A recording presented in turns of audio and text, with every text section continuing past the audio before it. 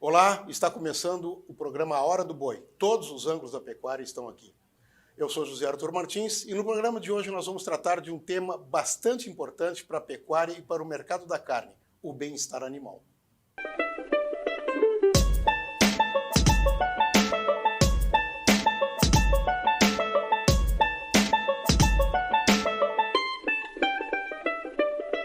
Antes da nossa entrevista de hoje, nós vamos conversar com os especialistas da Scott Consultoria sobre um tema relevante nesta semana para o setor. E quem está conosco, novamente, é a Jéssica Olivet, que fala com a gente direto do Centro de Inteligência do Mercado da Scott, em Bebedouro, São Paulo. Jéssica, bem-vinda novamente ao nosso programa. Quais são as informações e análises que a Scott traz para nós hoje? Olá, José, tudo bem? É um prazer estar aqui novamente com vocês, falar um pouquinho aí sobre o mercado do boi. Essa semana a gente resolveu trazer um pouquinho dos resultados do que foram a pesquisa trimestral de abate, né, os resultados parciais desse estudo que é conduzido pelo Instituto Brasileiro de Geografia e Estatística, o IBGE. A gente tem os resultados aí do número de cabeças que foram abatidas no primeiro trimestre de 2023. Então, juntando todos os abates de janeiro, fevereiro e março de 2023, nós abatemos 7,31 milhões de cabeças de bovinos nesses 3 meses. Então, pensando aí, comparando com o trimestre anterior, foi uma queda no número de cabeças abatidas. Olhando o quarto trimestre de 2022, a gente abateu 7,49 milhões de cabeças, uma queda aí de pouco mais de 2% nesse número de cabeças abatidas. Mas, em relação ao primeiro trimestre de 2022, né, o mesmo período do ano passado, foi um aumento aí de pouco mais de 4%, quando a gente bateu 6,96 milhões de cabeças. Então, o que mostram esses resultados do número de cabeças abatidas? Que, devido ao ciclo pecuário de preço, né, a gente está aumentando o número de cabeças abatidas olhando 2022, agora 2023, a gente teve uma oferta maior, mas houve uma queda em relação ao último trimestre devido aí ao impacto do embargo chinês na exportação de carne bovina. Então, a necessidade dos frigoríficos foi menor, né, no finzinho ali de fevereiro e ao longo de março. Então, isso fez com que esse número de cabeças abatidas fosse relativamente menor em 2023, nesse primeiro trimestre. E uma análise interessante que nós fizemos aqui foi o resultado desse abate no peso de carcaça.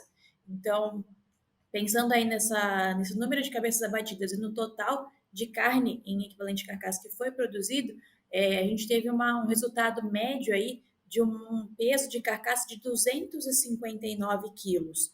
Então, esse peso aí está abaixo do que a gente observou em 2023, em 2022, desculpa, tanto no primeiro quanto no quarto trimestre, em que a gente teve ali 264, mais ou menos 264 quilos no primeiro trimestre de 2022 e 271 quilos no quarto trimestre de 2022.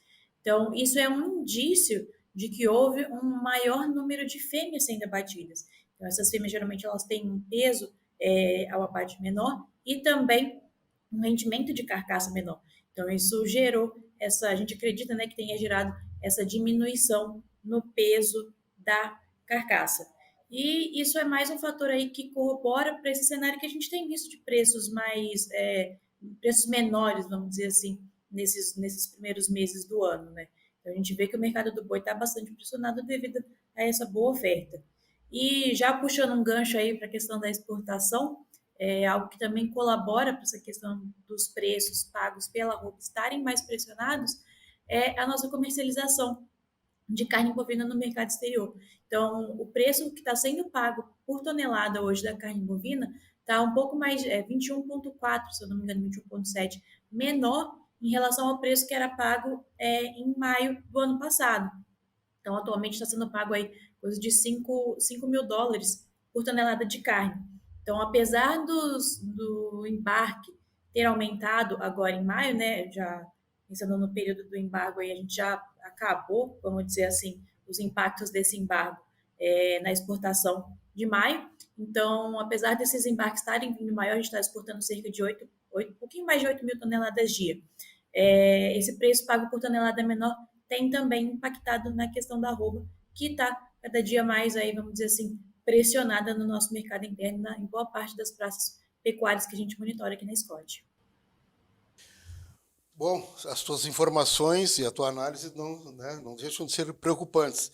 Jéssica, eu agradeço as tuas informações e a análise da Scott Consultoria e eu espero que a gente se encontre novamente na semana que vem. Muito obrigada, gente. Foi um prazer participar aí mais essa semana. E semana que vem a gente está aqui novamente. Um abraço.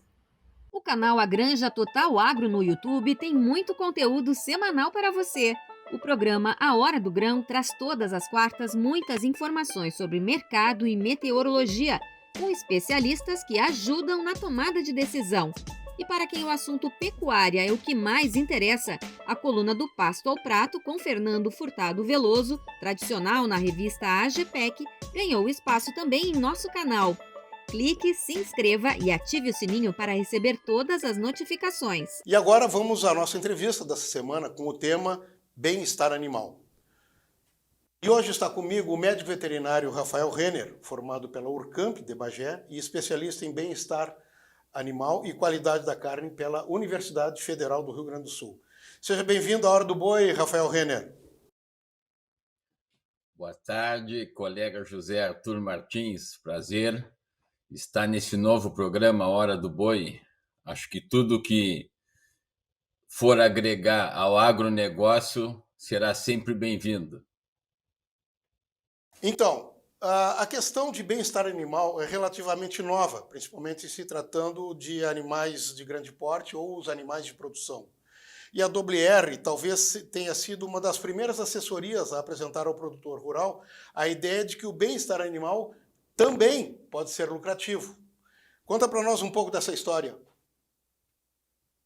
Bom, José Arthur, a história começou o seguinte. No ano de 2002, quando eu me formei, eu fazia estágio no Ministério da Agricultura em Porto Alegre. E surgiu um curso de carcaças bovinas, certificação de carcaças bovinas para o mercado chileno. E a doutora Suzane Bittencourt, veterinária do Ministério da Agricultura, falou: por que tu não vai fazer esse curso? E aí eu fui para o Chile, era uma especialização, fiquei 2, 3 meses no Chile, e lá eu me deparei com o bem-estar animal, que na época não era, praticamente quase ninguém falava em bem-estar animal, mas o Chile já estava bem à frente nesse assunto, tá? Existia uma ligação muito forte com a Universidade Chilena, com a doutora Tempo Grandin dos Estados Unidos e com o doutor Paul Wallis da Universidade de Bristol, na Inglaterra.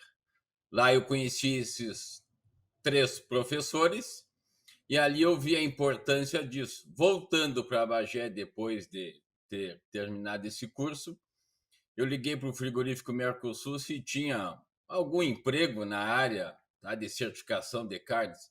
E eu falando com o doutor Henrique Brufal, ele falou: não, tu já está empregado, eu preciso desse técnico nesse exato momento. Aonde tu estás? Não, eu estou em Porto Alegre. Bom, então tu pode retornar para tua cidade na segunda-feira que tu estás empregado. Isso era uma quinta-feira. Bom, eu cheguei no Mercosul, acho que empregado 1 mês, e eu vi a tragédia que era, entendeu? A perda de carnes por lesões, por erros vacinais, tudo em função das boas práticas de manejo e do bem-estar animal. E eu vi que o Chile, o Uruguai e a Argentina estavam anos-luz à nossa frente. E aí eu fiz um trabalho assim, sem ninguém me pedir, o que se perdia de carne por hematomas, por lesões, devido às falhas no bem-estar animal ou nas boas práticas de manejo. E aí o Mauro Pius, presidente do frigorífico Mercosul, disse: tu tá louco, isso não existe. E aí, como tinha um cancheiro, que era o doutor Henrique Brufal, não, ele não está dizendo que todas as carcaças estão tu está perdendo, é que a gente está perdendo carnes, quilos de carnes, em X% de carcaça avaliada por ele.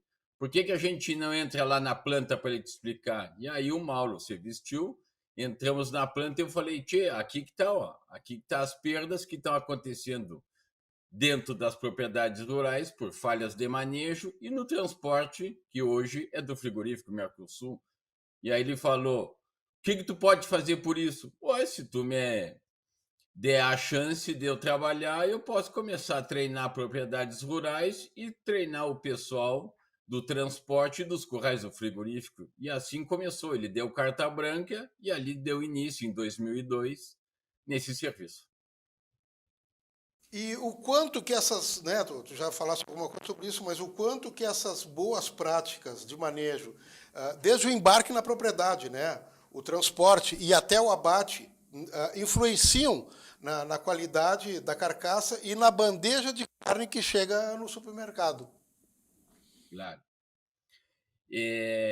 José Arthur, só para te ter uma ideia, esse trabalho em 2002, tá? De cada 100 carcaças avaliadas, 68% tinha algum tipo de lesão. Tá?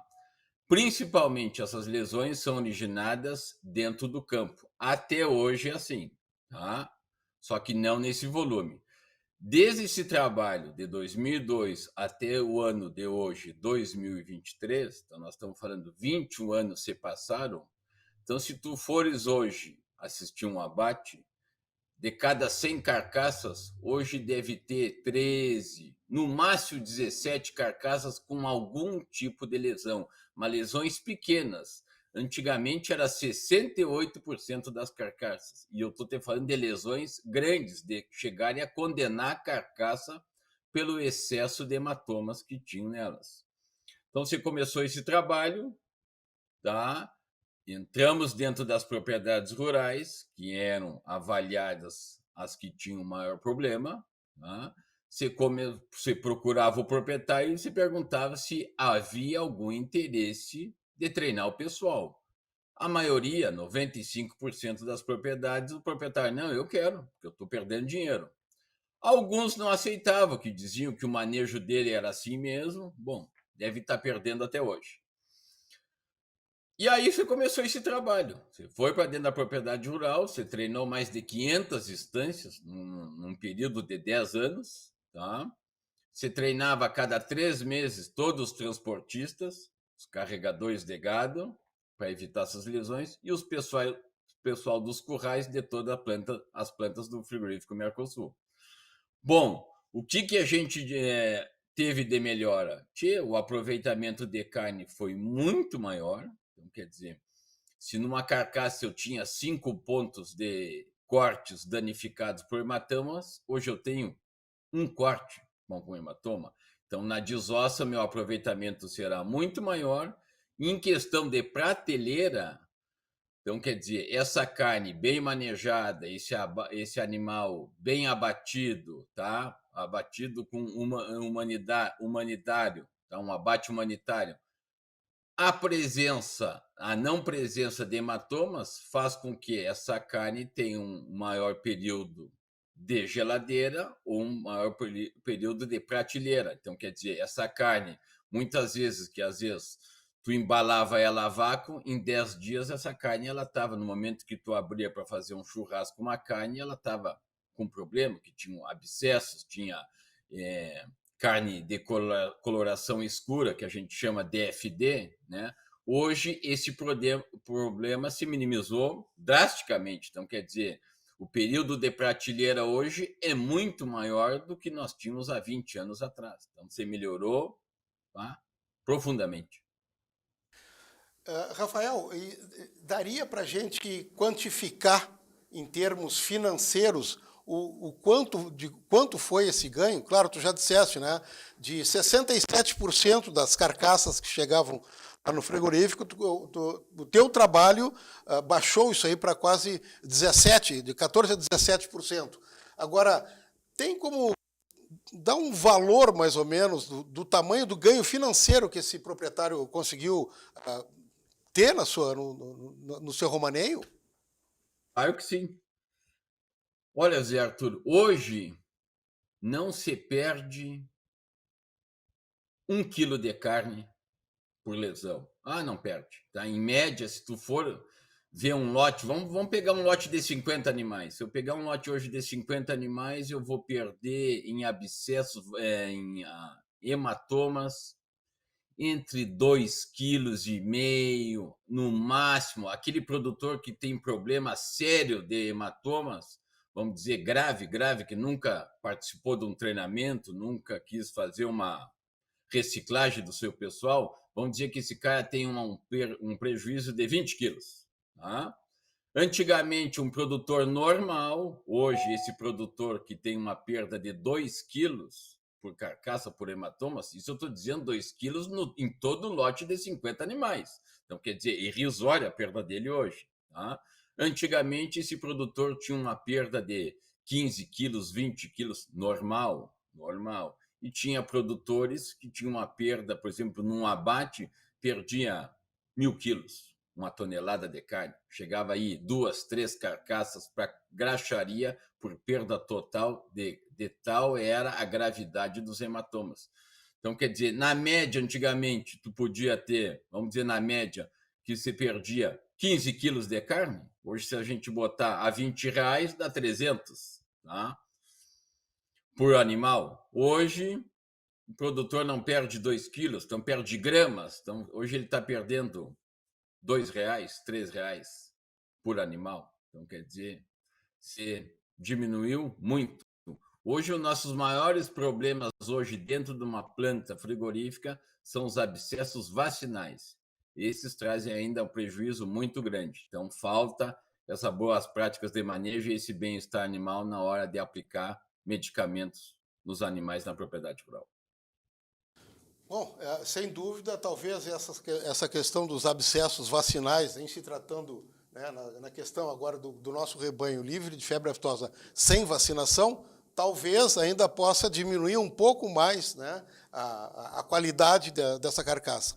Mas é bem interessante o quanto é demonstrável financeiramente, né, o ganho do bem-estar animal e o tratamento, tanto no embarque, desde o embarque até o abate, o quanto se pode ganhar com essa questão. Mas tu também disseste que tu és especialista em carcaça pela Universidade do Chile, né? Como é que eles, de que forma que eles trabalham lá? Nós já podemos ver que estamos trabalhando quase tão bem quanto eles? Bom, quanto ao sistema de classificação e tipificação de carcaças, o que eu posso te dizer? A gente ainda tem que fazer uma análise, porque nós temos um sistema de classificação e tipificação de carcaça desde 1988, tá? Se deu início aqui na CICAD, lá em 1982, com a introdução do novilho jovem e o novilho Cota Hilton, e aí em 88 fizeram um sistema brasileiro de classificação e tipificação de carcaça, tá? Que existe. Infelizmente, hoje ela não é colocada em prática. Então, se a gente for comparar com o Chile, com a Argentina, com o Uruguai, com a Austrália, com os Estados Unidos, Nova Zelândia, todos esses países têm um sistema de classificação e tipificação de carcaça e todos os frigoríficos seguem esse sistema de classificação. Hoje, infelizmente, nós não seguimos. Então, quer dizer, cada frigorífico faz seu sistema de classificação de acordo com o seu mercado. Eu acho isso errado, porque se a gente tem um sistema de classificação que classifica as carcaças pela conformação, 5 tipos de conformação, 5 tipos de acabamento, dentição e peso de carcaça, por que não colocar em prática isso em todos os frigoríficos?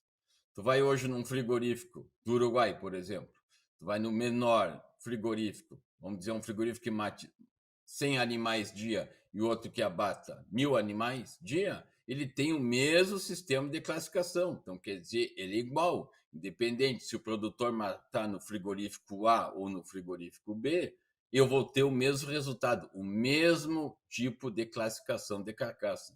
E hoje o Brasil, infelizmente, não está. É uma briga que se tem, é uma luta que os produtores estão tendo e buscando que o mapa, que é o que regulamenta esse sistema brasileiro de classificação e tipificação de carcaça, ponha em prática o que está escrito no papel.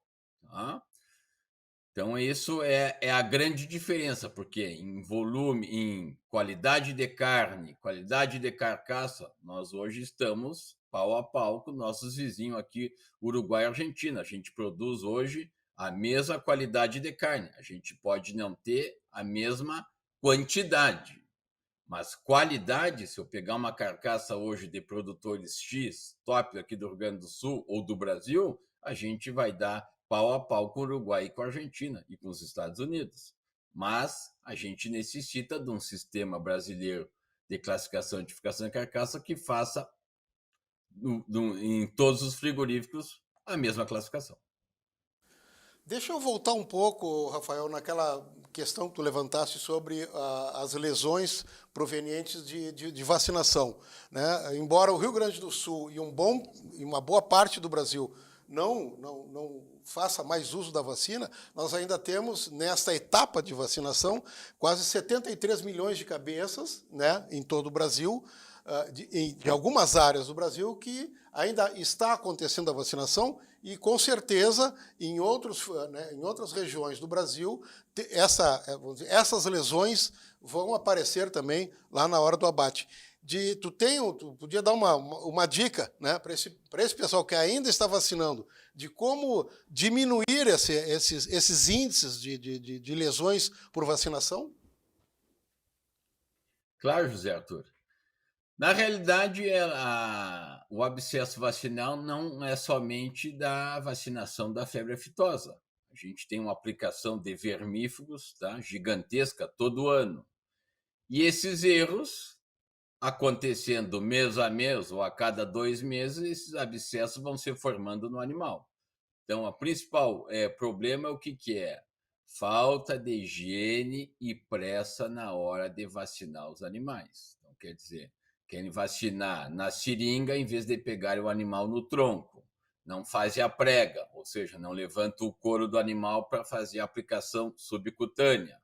Não trocam as agulhas. Então, quer dizer, aquela agulha eu vacino o primeiro boi, vou vacinar o número 300 com a mesma agulha. Então, quer dizer, falta de higiene do todo o aparelho.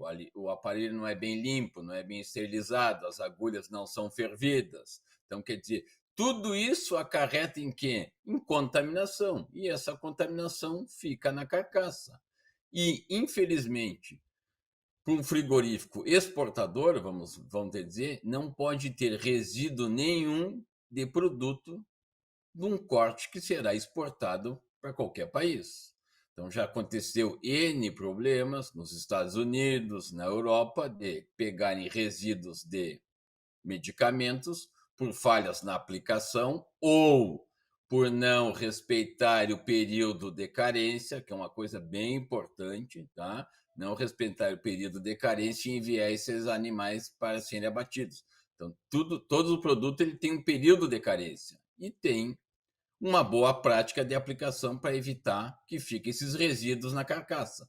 Caso contrário, o país comprador dessa carne, ele embarga e cancela a exportação, como já aconteceu com os Estados Unidos, de ficarem com container de frigoríficos nossos lá nos Estados Unidos por meses e a exportação de todo o país é prejudicada por um erro de aplicação que pode ser feita com simplesmente treinamento do pessoal. Sempre eu não esqueço o que o produtor Gideon Pereira diz, é essencial que a gente faça uma reciclagem do pessoal 2 vezes por ano, no mínimo. Se nós precisamos de reciclagem sempre, a mesma coisa acontece com as pessoas do campo que estão todos os dias, eles que estão todos os dias ligados e lidando com esses animais. Então, quer dizer, eu aplicando mal hoje esse abscesso, esse produto, vai ficar resquício na carcaça. Com problemas de higiene, vai contaminar. Mês que vem eu venho, vou dosificar de novo, aplico de novo errado. Isso vai se acumulando na carcaça e a perda é grande. Hoje é normal tu tirar 2,5 kg, 3 quilos por carcaça devido ao abscesso vacinal. Então, hoje as lesões por hematomas, elas não chegam nem perto do problema que a gente tem na falha de aplicação das vacinas ou das ivermectinas nos animais. Então fica muito claro, né? Manejo e treinamento, esse é o segredo da coisa. Bom, tu tens também especialização nessa área de bem-estar animal na Universidade de Bristol, na Inglaterra, Né? E o Brasil, nós estamos no caminho certo em relação, né, a todo esse mercado inglês, usando, né, onde tu fizeste o teu trabalho. Tia José Arthur, nós estamos no caminho certo. A gente produz carcaças de alta qualidade, tá? Então, como eu já te disse, a gente não deve nada para o Uruguai e Argentina, que são tidos como os melhores carnes do mundo. Quer dizer, a gente não deve nada. Produzimos carcaças de excelente qualidade. E eu acho que a gente está no caminho certo, tá? Falta um pouquinho mais de treinamento do pessoal, tá? Reciclagem. Esse trabalho que eu fiz na Universidade de Bristol foi bastante também sobre abate humanitário, a gente melhorou muito. Se a gente for ver 20 anos atrás, era uma tragédia, tá? No momento de atordoar um animal. Hoje, quase que tudo que é frigorífico, existe box de contenção dos animais que facilita o atordoamento para que esse animal não sinta dor. Então, quer dizer, hoje eu consigo, de cada 100 animais, eu consigo atordoar esses 100 animais tranquilamente, sem que esse animal sinta dor e que produzam uma carcaça e uma carne de qualidade. Tu pega 20 anos atrás, era complicado, não existia esses boxes modernos, não existia treinamento, não existia cobrança pelo mercado externo sobre isso. Eu me lembro, olha, eu estava com o doutor Henrique acompanhando uma visita de um sueco, de um americano que comprava carne para a Suécia, para um cliente no tempo da CICAD, um cliente antigo. E ele entrou na sala de abate, eu estava engatinhando, começando a querer fazer um trabalho de abate humanitário. E o Mauro Pius dizia, não, isso é bobagem, entendeu? Não inventa. Bom, mas eu segui fazendo e o doutor Henrique, vai fazendo e fica na tua. E aí a gente subiu na planta, tá, para assistir o abate com esse cliente, esse americano. Esse americano ele ficou não mais do que 2 minutos na sala de abate. Ele olhou a cabeça dos animais e viu que tinha 2 ou 3 perfurações no crânio, tá? Que é o atordoamento que a pistola pneumática faz. O certo, o correto é uma, tá? É uma. Então ali tinha 2 ou 3. Ele viu uma cabeça com 2 disparos, ele virou as costas e saiu. E o doutor Henrique me olhou, o que será que houve? Ele foi lá e montou uma reunião e disse, enquanto vocês não tiverem boas práticas de manejo e bem-estar animal ou abate humanitário, eu não compro carne de vocês. Ponto final. E virou as costas. E o doutor Henrique chamou Henrique, é agora que a gente tem que começar a fazer esse trabalho. Então, quer dizer, isso eu estou dizendo em 2003, então faz 20 anos. Então, quer dizer, hoje a gente recebe visitas da Burger King, McDonald's, Testo, os maiores compradores de carne do mundo, que vêm diretamente ao quê? Ao abate humanitário. E hoje a gente é aprovado, quase que 100% das plantas aprovadas para produzir carne para esses 3 mercados. Então, quer dizer, a gente está no caminho certo, mas a gente tem que seguir sempre reciclando o pessoal e cobrando das pessoas encarregadas desse serviço. Bom, Rafael, tu falaste agora anteriormente sobre o sistema de tipificação e padronização das carcaças bovinas. Eu queria que tu fizesse uma avaliação para nós de como é que está funcionando, se é que ainda está funcionando, em função das diferenças de estrutura das carcaças do nosso rebanho aqui do Rio Grande do Sul, né, que forma a população do nosso estado, ao contrário do sistema do Brasil Central, né, que trabalha quase que exclusivamente com um padrão racial, que é a dos zebuínos. Então, assim, Rio Grande do Sul e algumas regiões, né, Santa Catarina, um pouco do Paraná, ainda um bom número de carcaças europeias e as suas diversidades das próprias raças, né? Mas, em compensação, vamos dizer assim, as carcaças zebuínas, elas hoje estão praticamente todas elas padronizadas, como diziam, dá para botar tudo na mesma caixinha. Como é que fica? Em que pé está como é que fica essa tua avaliação? Bom, vou fazer 2 tipos de avaliações. Primeiro, a gente está bem atrás, tá, do Brasil Central, em termos de padronização. Tá? Eu tive a oportunidade de assistir a abate aqui no Rio Grande do Sul de animais vindos de lá, tá? Agradeço ao Miguel Goulart e ao frigorífico Marfrig, ao Dr. Rodrigo, tá? Que me permitiram assistir esse abate até para mim ver como é que estava. Então, tu pegava o primeiro animal até se passarem 300 carcaças, era uma carcaça igual à outra. Uma diferença de peso pequena, tá? Mas um acabamento homogêneo, era uma carcaça igual à outra. Então, quer dizer, daquelas 300 carcaças, eu tiraria 600 picanhas iguais, 600 maminhas iguais. É algo assim impressionante, tá?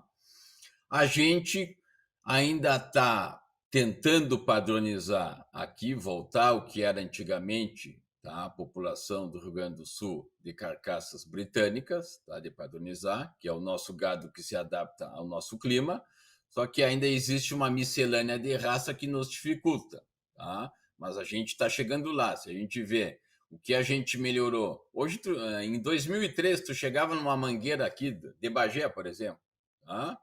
Chegava numa mangueira, tu não via 10% de gado padronizado. Quando tinha um lote de pampa, de angus, de brangus ou de brafo, a gente ia na mangueira para tirar foto que dizia de onde veio isso aí. Porque era uma miscelânea de raça, entendeu? Uma despadronização total de carcaças, consequentemente dos quartos.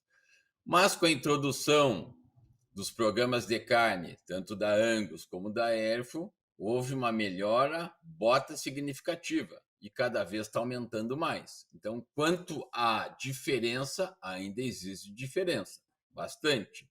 Agora, quanto ao nosso sistema de classificação, ela vai funcionar tanto lá em cima como aqui embaixo. É um sistema nacional de tipificação de carcaça. Eu vou tipificar e classificar tanto um Nelore lá em cima, gordura 3, com conformação retilínea, a mesma coisa eu vou classificar um Pampa, ou um Angus, ou um Brangus, ou um Braford com acabamento 3, com conformação retilínea. A classificação ela é a mesma. A gente só tem que padronizar e fazer com que cada frigorífico faça o que está escrito no papel. Ou seja, faça uma classificação normal, faça uma classificação que respeite o toalete, tá? Então, quer dizer, toalete é a retirada de produtos da carcaça, tá? Existe uma denominação, existe um mínimo que pode tirar. A carcaça ela tem uma característica, ela tá? Então eu não posso tirar mais de uma carcaça onde eu já fui escrito o que é uma carcaça bovina. Então quer dizer, existe o que pode se tirar e o que não se pode. É isso que o produtor hoje busca e quer que o MAPA, que foi quem regulamentou e quem fez essas portarias ou as normativas, coloque em prática isso para que qualquer frigorífico do Brasil faça se cumprir uma lei existente, né, que é uma carcaça bovina, e a padronizar o tipo de toalete que as carcaças sofrem hoje. Rafael, as tuas informações, as tuas análises para mim, olha, me parecem importantíssimas e eu acho que é uma informação que todo agropecuarista deve acessar e deve ter. Eu agradeço imensamente pela tua participação no nosso programa e eu fico à disposição, né, para continuarmos tratando desse tão importante assunto em uma próxima ocasião. De qualquer maneira, eu te agradeço mais uma vez pela tua participação e deixo aí para as tuas despedidas. Bom, José Arthur, eu que agradeço o convite, né? Há 15 dias atrás, se me procurasse, jamais eu ia negar um convite teu, ainda mais num programa A Hora do Boi, que tem tudo a ver com o Brasil. A gente tem que fazer o máximo possível em defender o agronegócio, tá? Fico à tua disposição a hora que tu quiseres. Estou pronto para tentar esclarecer certos pontos que vão em prol da cadeia produtiva e do agronegócio brasileiro. Te agradeço, muito obrigado mesmo. Obrigado, Rafael. Então, é isso. Deixa o seu like, né, aprova no sininho e nós voltamos na próxima semana. Até lá.